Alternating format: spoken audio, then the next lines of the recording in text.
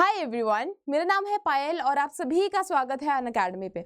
और आप सभी का स्वागत है हमारी वीकली इकोनॉमी इनसाइट्स में, जहाँ पे आज से मंडे से हम क्या करेंगे, पूरी वीक जो हमारी इकोनॉमी न्यूज़ होगी पूरी वीक की, उसका एनालिसिस करेंगे which is going to help you in boosting your preparation. क्योंकि अकेले जो हमारा थ्योरेटिकल कंसेप्ट है, हमारी बुक रीड करना ही is not sufficient, because we all know कि यूपीएससी जो है वो हमारे डायरेक्ट कॉन्सेप्ट से क्वेश्चन नहीं पूछती है। अगर आपने कोई भी कॉन्सेप्ट अपना बुक से करा है तो यू पीपल नो कि आपको कभी भी यूपीएससी डायरेक्ट क्वेश्चन नहीं पूछता, रादर किसी ना किसी करंट अफेयर से which is active at that time, उसके साथ लिंक करके क्वेश्चन पूछा जाता है। तो इसके लिए बहुत इंपॉर्टेंट है कि हमारी इकोनॉमी में क्या चीज़ें चल रही हैं, हमारी इकोनॉमी में कौन सी चीज़ें हो रही हैं और उसको हमारे स्टैटिक पोर्शन के साथ कैसे लिंक करना है। That is important for you, because economy is all about static plus हमारा जो करंट टॉपिक चल रहा है। स्टैटिक पोर्शन जो है उसकी सीरीज़ हमारी रेगुलर आ रही है। हम प्रॉपर जो हमारे कोर इकोनॉमी पार्ट है, we are covering that with examples, with relating to current affairs. But अभी जो है हमारा क्या चल रहा है, हमारी न्यूज़ में क्या चल रहा है, जब आप उसको हर हफ्ते जब आप उसको लिंक करके पढ़ोगे, अपने नोट्स में जब आप उसको क्लिप करोगे, जब अपने नोट्स में आप उसको ऐड करोगे, तो that is going to help you in the period जब आपका प्रीलिम्स होगा या फिर जब आपका मेंस होगा, बिकॉज आपके पास वहाँ पे कंबाइंड आपके पास वहाँ पे कंबाइंड थ्योरेटिकल कंसेप्ट तो होगा, प्लस उसमें क्या एडेड होगा, आपके करंट अफेयर्स।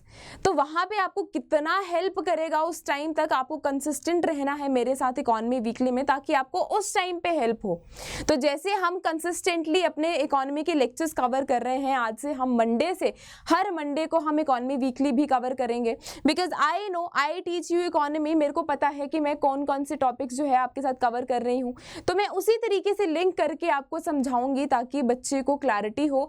और जो मैंने कॉन्सेप्ट पढ़ाए हैं उसको आप किसके साथ लिंक करो, अपने नोट्स में ऐड करो करंट अफेयर्स में, ताकि आप जब मेंस तक पहुंचो या फिर जब आप प्रीलिम्स का जब आप क्वेश्चन पेपर करोगे या फिर जब आप सॉल्व करोगे, तो आपको वहाँ पे चीज़ों की और क्लैरिटी हो। एंड प्लस जब रिवीजन करोगे तो आपको और चीज़ें खुलकर पता लगेंगे। सो जब आप न्यूज़पेपर भी रीड करोगे, जैसे आज की कोई न्यूज़ है, अगर वो चीज़ कोई सिमिलर कॉन्सेप्ट अगर आप कोई न्यूज़ में फिर से देखते हो तो आपको न्यूज़पेपर रीड करने में भी हेल्प करेगा। सो आज की अगर मैं न्यूज़ की बात करूं, इस इकोनॉमी वीक की बात करूं, तो यहाँ पे हमारे पास 4 न्यूज़ जो है बहुत इंपॉर्टेंट है। पहली है जिसमें से रेपो रेट अनचेंज्ड। ये जो है जब हमने मॉनेटरी पॉलिसी करा था, जब हमने आरबीआई के बारे में करा था मॉनेटरी पॉलिसी, जब हमने टॉपिक कवर करा है, तो हमने repo rate, various types of rates instruments that are used to curb inflation हमने पढ़े हैं। और अगर आपने वो वाला लेक्चर नहीं देखा है तो एक प्लेलिस्ट प्रॉपर बनी है जिसमें मेरे प्रॉपर लेक्चर्स, एक सीरीज में लेक्चर्स अवेलेबल हैं, जहाँ पे आप प्रॉपर अपने कॉन्सेप्ट्स को कवर कर सकते हो। एंड होलिस्टिक वे में मैंने कवरेज करी है उन कॉन्सेप्ट्स की। तो यहाँ पे हमारे पास फर्स्ट टॉपिक क्या है, हमारे पास रेपो रेट अनचेंज्ड है, प्लस हमारे पास सीएडी वाइडेंड है, करंट अकाउंट डेफिसिट के ऊपर हमारे पास न्यूज़ आई है। थर्ड हमारे पास इंपॉर्टेंट न्यूज़ है फॉरेक्स रिजर्व्स के ऊपर। और फोर्थ मोस्ट इंपॉर्टेंट न्यूज़ है हमारी ग्लोबल हंगर इंडेक्स के ऊपर। और अगर आपने मेरा मेंस एनालिसिस पढ़ा था और मेंस एनालिसिस की वीडियो देखी है, तो आपको पता होगा कि हमारे पास एक मेंस में क्वेश्चन आया था which was related to health and nutrition of India, of the people of India, और ये कुछ मिलेट्स से रिलेटेड था। तो हमने वहाँ पे देखा था कि हम कैसी चीज़ें मेंशन कर सकते हैं। हम प्रॉपर अगर डेटा देने की बात करें तो ग्लोबल हंगर इंडेक्स का हमने डेटा वहाँ पे भी दिया था। तो ये चीज़ें जो है, ये जो डेटा है प्रॉपर इंपॉर्टेंट हो जाता है आपके मेंस पर्सपेक्टिव से। तो ये जो इकोनॉमी वीक है इसको आपको मिस नहीं करना, और इवन इसके नोट्स बना के अपने पास कंपाइल्ड रखो, अपने टॉपिक्स के साथ लिंक करके पढ़ो, सो दैट जब तक हमारे पास मेंस का पीरियड आएगा, आपके पास एक पूरे साल के नोट्स अवेलेबल रहेंगे। जो हमारे पास करंट न्यूज़ है उसके आपके पास नोट्स आपके अवेलेबल रहेंगे, जिससे आपको एंड में दिक्कत नहीं आएगी। ठीक है, सो इकोनॉमी को इन डेप्थ एनालिसिस करना मेरा काम है, बट इन चीज़ों को कंपाइल करके रखना, इन चीज़ों को इन डेप्थ पढ़ना, समझना, वो आपका काम है, क्योंकि it is going to help you only, ठीक है। So without wasting time let's go with the first news. हमारे पास क्या है, रेपो रेट अनचेंज्ड। बट यहाँ पे जब मैंने टॉपिक करा था तो मैंने आपको बताया था कि जो रेपो रेट का न्यूज़ है या फिर जो रेपो रेट का हमारे पास डेटा है, it gets changed, it changes on every quarter, है ना। क्वार्टर 1 में चेंज होता है, क्वार्टर 2 में चेंज होता है, क्वार्टर 3 की अलग रिपोर्ट आती है, क्वार्टर 4 की अलग रिपोर्ट आती है। So this is very frequent, but the important news here is, important word here is shift of stance to neutral, ठीक है। यहाँ पे जो इम्पॉर्टेंट वर्ड है वो क्या है, shift of stance to neutral. तो यहाँ पे जो मेरा मेन पर्सपेक्टिव जो है न्यूज़ कवर करने का वो ये है कि आपको इन दोनों वर्ड्स की क्लैरिटी हो, because most of the words जब हम बुक में पढ़ते हैं तो वो हर एक जो वर्ड है that is not specifically mentioned in the book. आपको कोई भी स्टैंडर्ड बुक अगर आप रीड करोगे तो आपको वहाँ पे हर एक वर्ड नहीं मिलेगा, बट अगर आप न्यूज़पेपर प्रॉपर पढ़ते हो तो वहाँ पे कुछ ऐसे वर्ड्स हैं जो कि आपको बुक में तो नहीं मिलेंगे, but that too have in depth meaning, और वो आपको पता भी होना चाहिए। तो यहाँ पे 2 वर्ड्स ऐसे हैं जो कि मैं आपके साथ डिस्कस करना चाहती हूँ, and it is very important कि you add it in your notes, जहाँ से आपको पता लगेगा और भी आपको जो चैप्टर है और भी जो टॉपिक है उसको और आपको इन डेप्थ पता लगेगा। एंड ऑफ कोर्स जब आप आने वाले टाइम में और न्यूज़ भी देखोगे, अगर कोई भी इसके रिलेटेड न्यूज़ आती है तो आपको वर्ड्स का पता होना चाहिए, ठीक है। तो यहाँ पे जो वर्ड है वो ये है, shift to neutral from withdrawal of accommodation. अब विड्रॉल ऑफ अकोमोडेशन क्या है, तो जब हमने चैप्टर पढ़ा था तो हमने कॉन्ट्रैक्शनरी पॉलिसी के बारे में पढ़ा था, हमने expansionary policy and contractionary policy के बारे में पढ़ा था। So withdrawal of accommodation is related to, it is similar to contractionary, it is related to contractionary policy, जिसमें हमने क्या पढ़ा था कि अगर मार्केट में इन्फ्लेशन बहुत ज़्यादा है, अगर मार्केट में इन्फ्लेशन है तो पैसा वापस लेने के लिए जो मॉनेटरी पॉलिसी यूज करी जाती है that is known as contractionary policy. And similarly हमारे पास उसके रिलेटेड वर्ड है that is known as withdrawal of accommodation, जो क्या बोलता है that it is a monetary policy stance जहाँ पे central government is actively reducing liquidity in the economy. मतलब जो हमारे पास एक्सेस कैश है, in the pockets of in the pockets of people in the economy, उसको रिड्यूस करने के लिए there is a word which is known as withdrawal of accommodation, जिसमें क्या करा जाता है, हमारे इन्फ्लेशन को कम करने के लिए, और अगर आपने मेरा लेक्चर अच्छे से देखा होगा तो मैंने आपको बताया था कि इन्फ्लेशन को कम करने के लिए हम क्या करते हैं। फॉर एग्जाम्पल बैंक्स हमारे रिड्यूस करती है क्या, इंटरेस्ट रेट को। तो बेसिकली इंटरेस्ट रेट जो है it is one of the methods of curbing inflation, ठीक है, and to stabilise the prices. तो अगर मैं इंटरेस्ट रेट को बढ़ा दूं, ठीक है, क्योंकि अब लेक्चर तो अगर आपने देखा है तो क्योंकि अगर मैं इंटरेस्ट रेट को बढ़ाऊंगी तो इट मीन्स मेरे को क्या होगा, मेरे पॉकेट से मेरे को ईएमआई जो है वो ज़्यादा पे करनी पड़ेगी बैंक्स को, ठीक है। मेरी पॉकेट से क्या जाएगा, पैसा ज़्यादा जाएगा बैंक्स को, तो मेरे पॉकेट में जितनी भी एक्सेस मनी है, एक्सेस कैश है, वो वापस जाना शुरू हो जाएगा किसको, बैंक को। सो it is a one of the method जिससे क्या होता है, इन्फ्लेशन कंट्रोल में आती है। सेकेंड क्या है, selling of government securities. Now similarly is the case, अगर हमें गवर्नमेंट सिक्योरिटीज गवर्नमेंट सेल करती है तो हम क्या करेंगे, उसको खरीदेंगे और हमारे पॉकेट से क्या जाएगा, गवर्नमेंट को कैश जाएगा।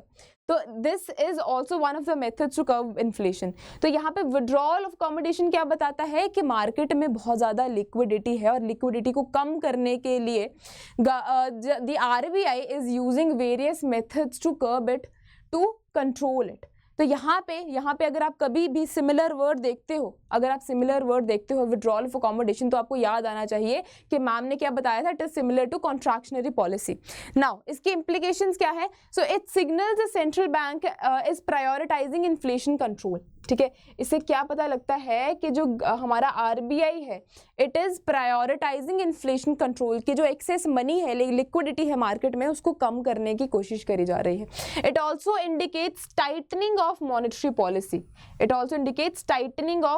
Policy, now it is another name of contractionary policy. अगर आपने मेरा लेक्चर नहीं देखा है तो अभी भी जाके देखो, क्योंकि ये टाइटनरी monetary policy, contractionary policy, expansionary policy, ये ऐसे वर्ड्स हैं जहाँ पे प्रॉपर आप आपको बताया गया है। And if you are confuse कि कहाँ मिलेगा ma'am, so they go in the playlist section, वहाँ पे मेरी प्लेलिस्ट जो है it has been already made, it is already made there. तो आप वहाँ पे जाके प्रॉपर सीरीज में lectures are available, you can go and see my lectures. And it focuses on making borrowings more expensive. It focuses on making borrowings more expensive. Ma'am आप मेरे को पूछोगे कि मैम वो कैसे, तो अगर मैंने कोई लोन लिया है, समझ लीजिए मैंने कोई हाउस लोन ही लिया है, तो अगर उसके ऊपर मेरे को ज़्यादा इंटरेस्ट पे करना पड़ रहा है तो इट मीन्स मेरे लिए बोरोइंग्स क्या है, it has gone expensive. But यहाँ पे न्यूज़ क्या है कि RBI has shifted from withdrawal of accommodation to neutral stance.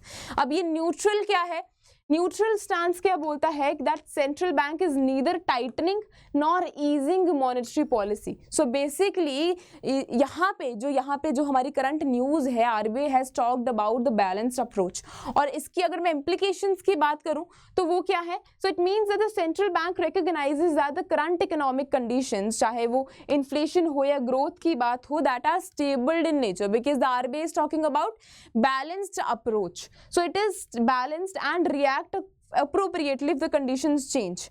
So either by cutting rates, if inflation, cut rates जो है interest rates कम होंगे, interest rates हमारे कम होंगे अगर inflation होगी, and decreases or raising them if inflation rises। ठीक है, तो यहाँ पे क्या है, अगर हमारी inflation होगी, अगर हमारी इन्फ्लेशन होगी तो इंक्रीज होंगे, और अगर हमारी डिफ्लेशन जैसी कंडीशंस होंगी तो हमारा इंटरेस्ट रेट क्या होगा, डिक्रीज होगा। तो ये चीज़ याद रखना। यहाँ पे RBI ने किसकी बात करी है, न्यूट्रल स्टांस की बात करी है, जहाँ पे पहले वो किसकी बात कर रहा था, विड्रॉल ऑफ अकोमोडेशन की, now it has been shifted to neutral. तो यहाँ पे दो मेन वर्ड्स ऐसे हैं जिनको आपको अपने नोट्स में ऐड करना है। एंड अगर आप कभी भी इस तरीके से कोई भी न्यूज़ आने वाले टाइम में भी पढ़ते हैं तो ये कुछ ऐसे वर्ड्स हैं, टेक्निकल वर्ड्स हैं, इकोनॉमिक वर्ड्स हैं, जो कि आपको फेमिलियर लगने चाहिए और आपको पता भी होना चाहिए कि इनका मीनिंग क्या है। अब जो मेन चीज़ है वो क्या है कि अगर हम विड्रॉल ऑफ अकोमोडेशन से न्यूट्रल पे मूव कर रहे हैं तो उसकी इम्प्लीकेशंस क्या क्या होंगे। सो it focuses on potential for rate cuts. पहले रेट ज़्यादा थे बट यहाँ पे बैलेंस्ड अप्रोच देखी जा रही है। अब आने वाले टाइम में जैसा भी टाइम होगा, इन्फ्लेशन अगर होगी तो हमारे जो RBI के यू कैन से कि जो RBI का रिस्पॉन्स रहेगा वो अकॉर्डिंगली रहेगा, और अगर प्राइजेस कम होंगे तो वो भी अकॉर्डिंगली रहेगा। So we can assume that may be there are potentials of rate cuts, there is flexibility in the monetary policy, market reactions of course रहेंगे, हमारी बोरोइंग कॉस्ट पे इम्पैक्ट करेगा कि हम जो है वो ज़्यादा बोरो करेंगे या फिर कम बोरो करेंगे, वो भी आने वाले टाइम में ज़्यादा पता लगेगा because we are now talking about neutral stance. और नेक्स्ट क्या है, it focuses on monitoring economic indicators. ठीक है, सो ये न्यूज़ थी। यहाँ पे मेरा मेन पर्सपेक्टिव इस न्यूज़ को कवर करने का यही था कि जो मेन दो वर्ड्स है आपको इनकी क्लैरिटी होनी चाहिए, क्योंकि हमने कॉन्ट्रैक्शनरी एंड एक्सपेंशनरी पॉलिसी के बारे में ही बात करी है। And we do not see these terms in the standard books, but जब आप न्यूज़ को कवर करते हो, जब आप न्यूज़ को देखते हो तो कुछ ऐसे वर्ड्स हैं जो कि आपको, जिनके बारे में आपको पता लगता है, and it is important to cover. So similarly अगर आपको और सब्जेक्ट्स की भी नॉलेज चाहिए, because preparation is all about covering every subject and every topic, चाहे वो किसी भी सब्जेक्ट की बात हो, हिस्ट्री हो, पॉलिटी हो, ज्योग्राफी हो, इकोनॉमी हो, तो आपको अगर होलिस्टिक कवरेज चाहिए तो there is a course for you. और अगर आप मेरा कोड यूज़ करते हो विच इज़ PS15, तो ऑफ कोर्स आपको डिस्काउंट मिलेगा and you can get it on just for 24,999। और अगर आपको प्रॉपर मेंटरशिप चाहिए, and of course if you are a serious candidate who is appearing for 2025 examination, तो आपको क्या है, आप अपनी प्रिपरेशन अच्छे से अगर आप करना चाहते हैं तो we have our top educators जिनसे आप अपनी प्रिपरेशन जो है वो होलिस्टिक वे में कवर कर सकते हो। ठीक है, बिकॉज UPSC इज समथिंग जहाँ पे आपको अच्छे तरीके से हर सब्जेक्ट की नॉलेज होनी चाहिए। So coming back to the topic, we have second news that is related to current account deficit. So the news is that the current account deficits of has been widen to $9.7 billion in Q1 2025। अब इस news को cover करने से पहले main important चीज़ ये है कि आपको पता हो कि करंट अकाउंट डेफिसिट होता क्या है। और अभी की न्यूज़ में मैं सिर्फ इसको ब्रीफ में कवर करूंगी, बट ऑफ कोर्स जब हम टॉपिक पे आएंगे, जब हम एक और economy, we are completing our core economy, अभी हमारा जो है वो फिस्कल पॉलिसी चल रहा है, जब हम इन टॉपिक्स में आएंगे तो ऑफ कोर्स वहाँ पे इन डेप्थ एनालिसिस करेंगे प्रॉपर। बट अभी के लिए आपको समझना ज़रूरी है कि करंट अकाउंट डेफिसिट का मीनिंग क्या है। सो बेसिकली जब हमारे इम्पोर्ट्स की बात करूं, अगर मैं अपने इम्पोर्ट्स की बात करूं, imports of goods and services की बात करूं, या फिर मैं ट्रांसफर पेमेंट्स की बात करूं, जब वो ज़्यादा हो जाते हैं किससे, हमारे एक्सपोर्ट से। इम्पोर्ट क्या है, जो कि हम दूसरे देशों से मंगवाते हैं, और हमारा एक्सपोर्ट क्या है कि जो हमने अपनी इकोनॉमी में प्रोड्यूस करा है जब वो दूसरे देशों में हम बेचते हैं, that is known as exports. तो जब हमारे इम्पोर्ट जो है वो ज़्यादा होते हैं एक्सपोर्ट से, तो that is a situation which shows current account deficit. And इसका मतलब क्या है, अगर हमारा करंट अकाउंट डेफिसिट ज़्यादा है तो इट मीन्स हम इम्पोर्ट के ऊपर पैसा ज़्यादा खर्च कर रहे हैं, हमारी जो डिपेंडेंसी है वो इम्पोर्ट्स के ऊपर ज़्यादा है रादर देन एक्सपोर्ट्स। मतलब हमारी इकोनॉमी में प्रोडक्शन जो है वो कम हो रही है, या फिर हमारे इकोनॉमी में जो प्रोडक्शन हो रही है हम लोगों तक कम, हम जो फॉरेन कंट्रीज में कम भेज रहे हैं, तो we are more dependent on imports. यहाँ पे करंट अकाउंट डेफिसिट अगर वाइडन होता है तो इट मीन्स हमारी जो डिपेंडेंसी है इम्पोर्ट्स के ऊपर दैट हैज़ बीन इंक्रीज्ड। ठीक है, तो यहाँ से आपको एक पॉइंटर ये पता लगता है। सेकेंड क्या है, so it signals economic stress and may affect the countries currency value and foreign exchange reserves also. ठीक है, तो यहाँ पे अगर मैं करंट अकाउंट डेफिसिट की वाइडन होने की बात करूँ, सो बेसिकली यहाँ पे क्या है, जब इम्पोर्ट्स हमारे एक्सपोर्ट से ज़्यादा होंगे, तो अगर ये ज़्यादा होंगे तो इट मीन्स हमारी डिपेंडेंसी कहीं ना कहीं हमारे इम्पोर्ट्स के ऊपर ज़्यादा है, उससे हमारे किसके ऊपर इफेक्ट पड़ेगा, हमारी करेंसी की वैल्यू के ऊपर भी इम्पैक्ट पड़ेगा। नेक्स्ट अगर मैं बात करूं की स्टैटिस्टिक्स की बात करूं, सो यहाँ पे की स्टैटिस्टिक्स से इम्पॉर्टेंट, उससे भी ज़्यादा इम्पॉर्टेंट हमारे पास क्या है कि क्यों, हमारे रीजंस क्या है कि हमारा जो करंट अकाउंट डेफिसिट जो है वो वाइडन हुआ है। But if you want you can take a proper screenshot of it. अगर आपको जो डेटा है वो प्रॉपर देखना है तो आप इसका स्क्रीनशॉट ले सकते हो, and it is of course going to help you. But उससे भी ज़्यादा इंपॉर्टेंट चीज़ें जो है, because this is something you can cover in news only. आप डेटा जो है वो न्यूज़ में से भी क्लिपिंग्स जो है वो निकाल सकते हो और आप अपने जो नोट्स में ऐड कर सकते हो, बट उससे इंपॉर्टेंट क्या है, उसको न्यूज़ को डिकोड करना। तो हमारा जो मेन पर्सपेक्टिव है इकोनॉमी वीकली का वो यही है कि हमारी न्यूज़ को हम प्रॉपरली डिकोड करें। But you can take a screenshot of it अगर आपको डेटा चाहिए। Now this is a data of merchandise trade deficit. अब ये जो डेटा है हम प्रॉपर देखेंगे कि क्यों चीज़ें, क्या चीज़ें हैं जो कि इम्पैक्ट करती हैं। सो इसका क्रक्स जो है आपको मैं आने वाली स्लाइड्स में दूंगी, बट अगर आपको स्क्रीनशॉट इसका लेना है तो you can take. Next is of private transfer receipts and foreign direct investment. ये जो है फॉरेन डायरेक्ट इन्वेस्टमेंट जो है और जो हमारा FPI है, these are the part of investment. And अगर हमारा CAD कहीं ना कहीं इंक्रीज होता है या फिर वाइडन होता है तो हमारे इन्वेस्टमेंट के ऊपर भी इफेक्ट पड़ता है। तो यहाँ पे डेटा इज गिवन, बट ये कैसे इफेक्ट करता है हम आने वाली स्लाइड्स में देखेंगे। Next is about FPI, foreign portfolio investment, and about external commercial borrowings. You can take screenshot of it. अब यहाँ पे जो मेन चीज़ है वो ये है कि ये कैसे किन किन चीज़ों को इफेक्ट करता है। तो अगर मैं सबसे पहले ट्रेड की बात करूँ और इन्वेस्टमेंट की बात करूँ, सो यहाँ पे मैंने इन्वेस्टमेंट बोला था आपको कि इन्वेस्टमेंट की अगर मैं बात करूँ तो investment includes FDI and FPI। So don't you think, अगर हम लॉजिकली देखें इस चीज़ को तो हमारे इकोनॉमी में इन्वेस्टमेंट कब बढ़ेगी, जब हमारी इकोनॉमी जो है वो हेल्दी इकोनॉमी होगी। और अगर हमारी डिपेंडेंसी इंपोर्ट्स के ऊपर ज़्यादा है, अगर हमारी डिपेंडेंसी इंपोर्ट्स के ऊपर ही ज़्यादा है, इट मीन्स जो गुड्स एंड सर्विसेज हमें फॉरेन कंट्रीज़ हमें प्रोड्यूस करके दे रही हैं, हम उन चीज़ों के ऊपर ज़्यादा डिपेंडिंग है rather than producing it in our own economy. तो इन्वेस्टमेंट ज़्यादा कहाँ होगी, हमारी इकोनॉमी में जो हम प्रोडक्ट खुद तैयार कर रहे हैं, जो हम प्रोडक्ट जो है लोगों को भेज रहे हैं, अगर हम वो चीज़ जो है ज़्यादा, अगर हमारे एक्सपोर्ट ज़्यादा होंगे तब हमारे इकोनॉमी में इन्वेस्टमेंट ज़्यादा होगी, या फिर अगर हमारी डिपेंडेंसी इंपोर्ट्स पे ज़्यादा है तब ज़्यादा होगी।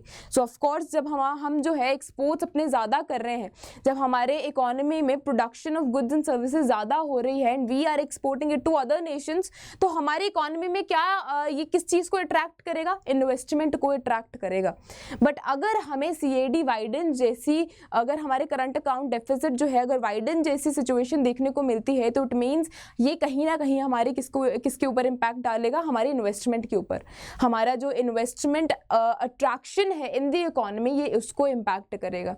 और अगर मैं ट्रेड की बात करूं तो इट मीन्स अगर हमारा ट्रेड जो है, अगर हमारा करंट अकाउंट डेफिसिट ज़्यादा होता है तो दिस शोज कि हमारे इंपोर्ट जो है वो ज़्यादा है किससे, एक्सपोर्ट से। सो ट्रेड की अगर मैं बात करूँ तो ट्रेड हमारा साफ साफ ये चीज़ बताता है कि हमारे जो इंपोर्ट्स हैं that is more than our exports. और अगर मैं इन्वेस्टमेंट की बात करूँ तो इन्वेस्टमेंट के ऊपर भी नेगेटिव इम्पैक्ट क्रिएट होता है, बिकॉज किसके we ourselves are dependent on the other nations, ठीक है। और नेक्स्ट क्या है हमारे पास, इन्वेस्टमेंट फ्लोज। तो सिमिलरली जैसे मैंने बात करी कि हमारे इन्वेस्टमेंट के ऊपर भी क्या होता है, ये कहीं ना कहीं हमारे इन्वेस्टमेंट के ऊपर भी ये कहीं ना कहीं इम्पैक्ट क्रिएट करता है, which is a negative impact of course. और इकोनॉमिक हेल्थ की अगर मैं बात करूँ, अगर मैं इकोनॉमिक हेल्थ की बात करूँ तो ये कहीं ना कहीं हमारी इकोनॉमी हेल्थ को भी खराब करता है, बिकॉज अगर एक्सपोर्ट्स हैं हमारे, अगर हमारे पास एक्सपोर्ट जो है वो ज़्यादा होते हैं तो इट मीन्स हमारे जो हमारे डोमेस्टिक प्रोड्यूसर्स हैं उनको भी बूस्ट मिल रहा है। हमारी गवर्नमेंट पॉलिसीज ऐसी हैं जहाँ पे क्या हो रहा है, इंडस्ट्रीज को बूस्ट मिल रहा है। और अगर हमारे इंपोर्ट्स के ऊपर ही डिपेंडेंस ज़्यादा है तो that creates a negative impact on our economy. Next अगर मैं बात करूँ फैक्टर्स इन्फ्लुएंसिंग इट, जो मोस्ट इंपॉर्टेंट चीज़ है कि CAD जो है वाइडन होने की हमने सिचुएशन देखी है, but what are the factors that influence this situation. तो सबसे पहले हमारे पास external and domestic consumption patterns है, जिसमें हम बात करते हैं ग्लोबल डिमांड एंड प्राइजेस की। सो हमने इन्फ्लेशन के टाइम पे कुछ ऐसे प्रोडक्ट्स देखे थे जो कि they are more volatile in nature और हमारी उनके ऊपर डिपेंडेंसी ज़्यादा है। फॉर एग्जाम्पल मैं ऑयल की बात करूँ, ठीक है, we are more dependent on oil. और यहाँ पे जो है, यहाँ पे ऐसा भी नहीं है कि these are imported from other nations in our country. तो यहाँ पे जो हमारी डिपेंडेंसी ज़्यादा है and of course this is volatile in nature और इसके प्राइजेस क्या करते हैं, फ्लक्चुएट करते हैं। तो यहाँ पे अगर मैं अपनी डिपेंडेंसी की बात करूँ on the other Nations for a particular product which is volatile in nature, तो यहाँ पे किसके ऊपर इम्पैक्ट, अगर हमारे ऑयल का प्राइस ज़्यादा होगा and of course we are dependent on that particular thing, तो अगर उसका ज़्यादा होगा तो हमें पे भी ज़्यादा करना पड़ेगा।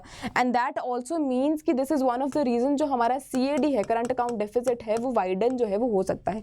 नेक्स्ट क्या है, हमारी geopolitical stability, which is the reason जहाँ पे हमारे prices of goods and services हैं that has which are volatile in nature, वो इंक्रीज करते हैं। सो अगर आप एक प्रॉपर लिंकेज क्रिएट करोगे तो आपको पता लगेगा कि जियोपॉलिटिकल स्टेबिलिटी के कारण, जियोपॉलिटिकल इंस्टेबिलिटी के कारण भी हमारे जो प्राइजेज में फ्लक्चुएशन है that also leads to current account deficit widening. Next अगर मैं डोमेस्टिक कंजम्पशन पैटर्न्स की बात करूं तो यहाँ पे कंज्यूमर डिमांड की बात आती है सबसे पहले, कि हम जो है वो कौन कौन से गुड्स एंड सर्विसेज डिमांड कर रहे हैं, क्योंकि इंपोर्ट भी प्रोडक्ट्स वही करे जा रहे हैं that has been consumed, that are consumed by people only, that are consumed by the people of that particular economy only. So consumption of goods and services या फिर demand of that particular goods and services भी impact करती है हमारे CAD पे। Next क्या है, economic growth. Of course अगर लोगों के पॉकेट में ज़्यादा पैसा होगा तो हम क्या करेंगे, ज़्यादा गुड्स एंड सर्विसेज डिमांड करेंगे। सो अगर इकोनॉमिक ग्रोथ है मार्केट में तो वो भी कहीं ना कहीं इम्पैक्ट करेगी हमारा किसके ऊपर, हमारा CAD के ऊपर, which is current account deficit. Next हमारे पास न्यूज़ क्या है, which is very important news, और इसको हम कवर करेंगे। इसका जो हमारा कोर इकोनॉमी पार्ट है, जो थ्योरेटिकल कंसेप्ट है, हम कवर करेंगे जब हम इस चैप्टर के ऊपर आएंगे। बट अभी के लिए जो समझना ज़रूरी है वो ये है that India's forex reserve has reached to $700 billion, which is a great thing, and this is for the first time कि जहाँ पे हमें $700 बिलियन के रिजर्व्स देखने को मिले हैं, and of course this is a big news. तो अगर यहाँ पे स्टार्ट करने से पहले, इस न्यूज़ को देखने से पहले, जो इम्पॉर्टेंट चीज़ ये है कि फॉरेन एक्सचेंज जो हमारे रिजर्व्स हैं, what is that, what is the meaning of foreign exchange reserves. तो यहाँ पे अगर मैं फॉरेन एक्सचेंज रिजर्व्स की बात करूँ, so basically these are the assets that are held by the country's central bank, which is RBI, in foreign currencies, चाहे वो फॉरेन करेंसीज की बात हो, चाहे गोल्ड की बात हो, या फिर चाहे वो बात हो स्पेशल ड्राइंग राइट्स की। और ये सारी चीज़ें जो है, ये जो मेन चीज़ें हैं, ये जो मेन कॉन्सेप्ट्स हैं, हम अपने इकोनॉमी सेक्शन में बात करेंगे जब हम कोर इकोनॉमी, फिर जब हम थ्योरेटिकल कॉन्सेप्ट को देखेंगे। बट अभी के लिए न्यूज़ को डिकोड करना is more important. So they are use to back liabilities and influence monetary policy, ठीक है। और अगर मैं यहाँ पे बात करूँ डेटा की, so you can see this chart, we have reached to this level and it is a data of September 27, 2024. So this is the data, this is a proper statistics, you can take a proper screenshot of it also. Next अगर मैं बात करूँ reasons की, कि अगर reasons की मैं बात करूँ कि क्या है रीजन जो हमारा फॉरेक्स पॉलिसी, जो हमारा फॉरेक्स रिजर्व्स है, it has reached to $700 billion. तो सबसे पहले हमारे पास रीजन आता है strong capital inflows. Strong capital inflows जिसमें सबसे पहले बात आती है हमारी FDI की। सो अगर मैं कुछ गुड्स एंड सर्विसेज की बात करूँ, फॉर एग्जांपल हमारा फार्मास्यूटिकल है, या फिर हमारे टेक्नोलॉजी है, या रीन्यूएबल एनर्जी है, इसमें हेवी इन्वेस्टमेंट के कारण this is one of the reason जो हमारे फॉरेक्स पॉलिसी, जो हमारे फॉरेक्स रिजर्व्स हैं वो इंक्रीज हुए हैं and it has reach to $700 billion. Second क्या है, हमारा फॉरेन पोर्टफोलियो इन्वेस्टमेंट। और जब भी मैं इन्वेस्टमेंट की बात करूँगी तो यू रिमेंबर ऑलवेज कि यहाँ पे किन की बात करी गई है, हमारी FDI की, फॉरेन पोर्टफोलियो इन्वेस्टमेंट की, ठीक है। तो अगर मैं फॉरेन पोर्टफोलियो इन्वेस्टमेंट की बात करूँ, सो a rise in it has also contributed to significantly, especially with the inclusion of Indian bonds in the global indices, ठीक है। तो यहाँ पे इन दोनों रीजंस को, चाहे वो FDI की बात हो, चाहे वो फॉरेन पोर्टफोलियो इन्वेस्टमेंट की बात हो, इन दोनों रीजंस को बताया गया है that it has led to increase in the forex reserves. Second, अगर मैं इम्प्लीकेशंस की बात करूँ तो यहाँ पे it focuses on the rise of economic stability. Of course हमारी इकोनॉमी में स्टेबिलिटी आएगी अगर हमारे पास ज़्यादा से ज़्यादा रिजर्व्स होंगे, बिकॉज एक स्ट्रॉन्ग पार्ट, एक बैकबोन है ये, जहाँ पे हमारा एक स्ट्रॉन्ग पार्ट मिलता है कि okay we have support of reserves. और अगर मैं लाइबिलिटी कवर करने की बात करूँ तो ये वहाँ पे भी हेल्प करते हैं। नेक्स्ट, हमारी करेंसी स्टेबिलिटी की अगर मैं बात करूँ तो हमारी करेंसी को भी स्टेबल करने में it contributes much. Support, it gives support to the monetary policy and it increase the credibility of the nation, it increases the credibility of our economy, ठीक है। सो फॉरेक्स रिजर्व्स के implications क्या हैं, ये कौन कौन से रीजंस हैं, कौन सा मेन रीजन है that has led to increase in the forex reserves, that is important to understand. Next हमारे पास जो इंपॉर्टेंट न्यूज़ है वो ये है कि ग्लोबल हंगर इंडेक्स जो है उसकी रिपोर्ट आई है, बट यहाँ से मेन पर्सपेक्टिव क्या बनता है कि हमारे इंडिया की पोजीशन कहाँ पे है, और अगर हमारे इंडिया की पोजीशन किस रैंक पे है, वो इंक्रीज हुई है या फिर डिक्रीज हुई है। और अगर जो भी हमारे पास स्टैंड रहा है, जो अभी हम आने वाली स्लाइड्स में देखेंगे, उसके रीजंस क्या कह रहे हैं, और गवर्नमेंट जो है गवर्नमेंट का उस चीज़ पे क्या कहना है। सो ग्लोबल हंगर इंडेक्स की जब मैं बात करूँ, तो सबसे पहले जो इंपॉर्टेंट चीज़ है जो कि is important to understand that it is released by international food policy research institute which is IFPRI। ये चीज़ अगर कोई भी इंडेक्स या फिर कोई भी रिपोर्ट निकलती है तो सबसे पहले जो चीज़ आपको देखनी है वो ये है कि ये कौन पब्लिश करता है, it is published by which institute. तो अगर मैं ग्लोबल हंगर इंडेक्स की बात करूँ, so it is published by international food policy research institute. This is important for you to remember. और यहाँ पे अगर मैं इंडिया के रैंक की बात करूँ, सो यहाँ पे रैंक क्या है हमारा, 105 रैंक है out of 127 countries which categorize our nation into serious range, which categorize our nation into serious range। तो यहाँ पे इंडिया की पोजीशन के बारे में जानना ज़रूरी है। यहाँ पे कौन सी इंस्टीट्यूट जो है वो इसका जो हमारा इंडेक्स है वो देता है, वो जानना ज़रूरी है। प्लस इंडिया की जो रैंकिंग है इट हैज़ बीन अंडरस्कोर्ड। अगर मैं कंपेयर करूँ इनको प्रीवियस हमारे प्रीवियस ईयर के रैंक से, सो इट हैज़ बीन अंडरस्कोर्ड, ये जानना भी ज़रूरी है। नेक्स्ट हमारे जो जानना ज़रूरी है वो ये है कि that it is intended to raise in awareness and it provides a way to compare levels of hunger between countries and regions. But यहाँ पे जो मेन चीज़ है वो ये है and it is released by which institute. ये तीनों चीज़ें जो है वो याद करना ज़रूरी है एंड इनको जो है अपने प्रॉपर नोट्स में रखिए, ताकि आपको जब भी इसके रिलेटेड न्यूज़ आए या फिर कभी भी इसके रिलेटेड आपको डेटा जो है वो प्रोवाइड करना पड़े किसी भी क्वेश्चन में, तो आपको ये चीज़ें याद हों। प्लस यहाँ पे इसकी multi dimensional nature of hunger है और इसके 4 डायमेंशंस हैं, इसके 4 इंडिकेटर्स हैं जो कि याद करना ज़रूरी है। सबसे पहले क्या है, हमारे पास अंडर नरिशमेंट है, नेक्स्ट है हमारे पास चाइल्ड स्टंटिंग, नेक्स्ट है उसके बाद child wasting and child mortality. So ये चीज़ जो है आप प्रॉपर देख सकते हो, you can take a screenshot of it. और यहाँ पे किन की बात करी गई है, 4 indicators of global hunger index, ठीक है। नेक्स्ट जो हमारे पास बात आती है that is causes of this, the positioning of the India, जहाँ पे इसको प्लेस करा गया है। But what are the causes, इसको जो सीरियस रेंज में अगर यहाँ पे प्लेस करा गया है, so what are the causes of hunger. So सबसे पहले हमारे पास जो चेंज आता है that is of climate change, जो फर्स्ट हमारे पास रीजन है that is of climate change. Next हमारे पास क्या है, इन्वायरमेंटल डिग्रेडेशन। सो ये दो जो कॉजेज है वो ऐसे हैं that is leading to, that is one of the factors of increasing hunger in the economy. और यहाँ पे जो पोजिशनिंग है इंडिया की वो कहीं ना कहीं इफेक्ट हुई है इन 2 रीजंस के कारण। नेक्स्ट हमारे पास क्या है, so lower income countries struggle with debt diverting funds away from critical developmental needs. So ये भी जो है it is one of the reasons, it is also one of the reasons that is leading to increase in the so putting India into the serious range of hunger index। तो यहाँ पे next चीज क्या है हमारे पास, the findings, India specific findings क्या है। सो alarming child malnutrition rates है, it is approximately 35.5% of children under 5 are stunted, indicating chronic undernutrition, while 18.7% क्या है, are wasted, a sign of acute malnutrition। ये जो डेटा है it is important to understand, and around 13.7% of the overall population is suffering from the undernourishment which remains a persistent issue। अब इस persistent issue के कारण क्या क्या है वो तो हमने देखे, बट यहाँ पे डेटा भी याद करना इज इम्पॉर्टेंट। यहाँ पे डेटा आप प्रॉपर लिख सकते हो या फिर आप एक पोजिशनिंग या फिर आप कंपैरिजन जो है वो क्रिएट कर सकते हो। नेक्स्ट हमारे पास क्या है, child mortality rate. So there is a progress, the report says that while there has been a progress in reducing the child mortality with 2.9% of children dying before their 5th birthday, the overall hunger situation remains dire।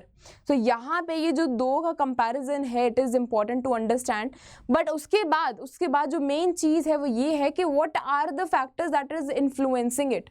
सो सबसे पहले अगर मैं holistic approach की बात करूँ, so it focuses on the key areas. सबसे पहले अगर मैं बात करूँ फूड सिक्योरिटी की या फिर हेल्थ केयर की बात करूँ, maternal and child nutritional programs की बात करूँ, या फिर कुछ जो इनिशिएटिव्स हैं that is been taken by the government of India, जैसे हमारे पास नेशनल फूड सिक्योरिटी एक्ट है या फिर पीएम पोषण जैसी स्कीम्स हैं।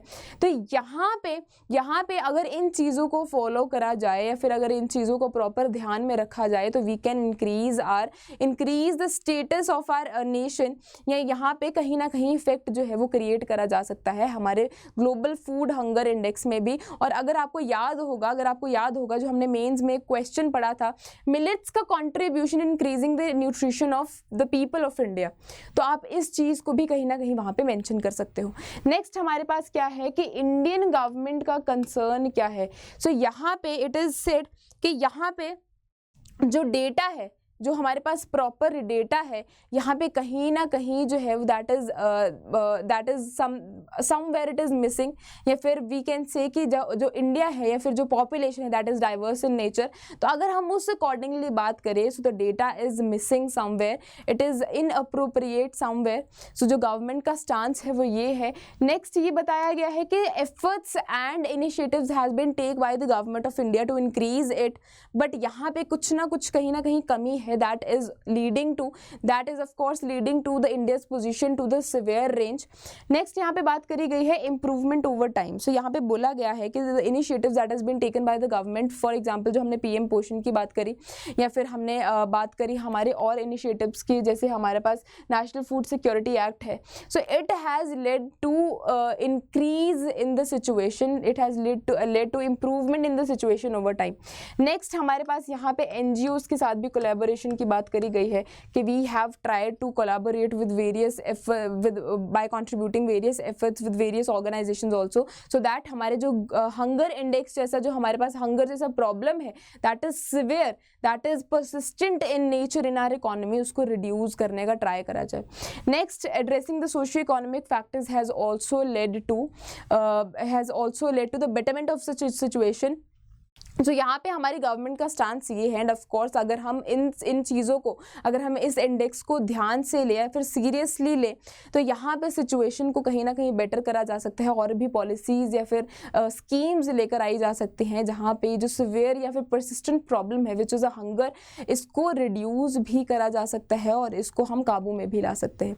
So these are the 4 most important news जहाँ पे मैंने जो बेसिकली मैं जो इंपॉर्टेंट कॉन्सेप्ट्स आपको बताए हैं वो आप ऐड करिए अपने नोट्स में, और जो चीज़ें मैंने बाद में कवर करने को बोली हैं तो वो हम जब कोर इकोनॉमी पढ़ेंगे तो वहाँ पे हम उन चीज़ों को लिंक करके पढ़ेंगे। बट नोट्स आपके पास, करंट अफेयर्स जो है आपके पास होने चाहिए ताकि आपको क्या हो, आपको न्यूज़पेपर रीड करने में भी हेल्प करे, प्लस जब आप इकोनॉमी के जब आप वो वाले कॉन्सेप्ट्स पढ़ोगे तो आप ईजिली लिंक कर सकते हो।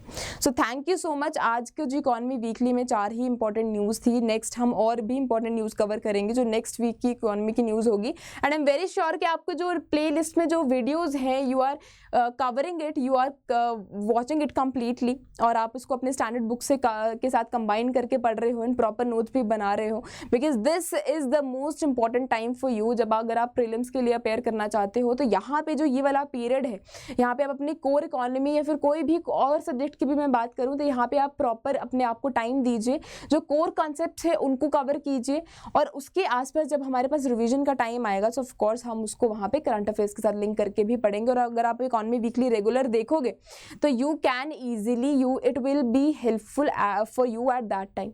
So thank you so much, meet you in my next lecture, bye bye, take care, thank you.